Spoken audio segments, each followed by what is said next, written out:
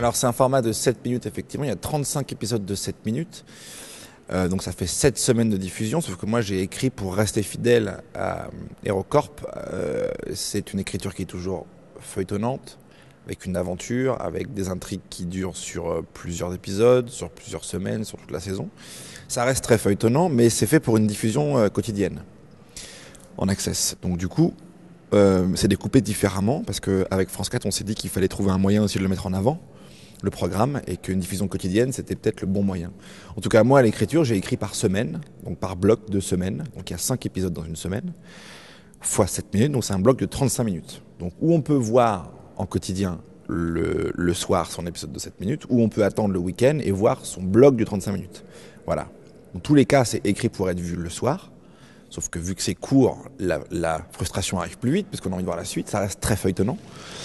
Je crois que c'est même encore plus feuilletonnant qu'avant. Où on attend la fin de semaine et on voit son épisode de 35 minutes.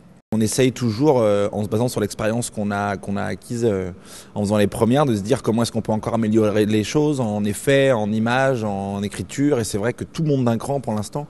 On est à la limite, c'est-à-dire que c'est un vrai exercice de style, parce qu'on est vraiment à la limite de ce qu'on peut faire maintenant. Mais avec toujours le même plaisir et toujours la même envie et toujours cette joie qui est dure à décrire.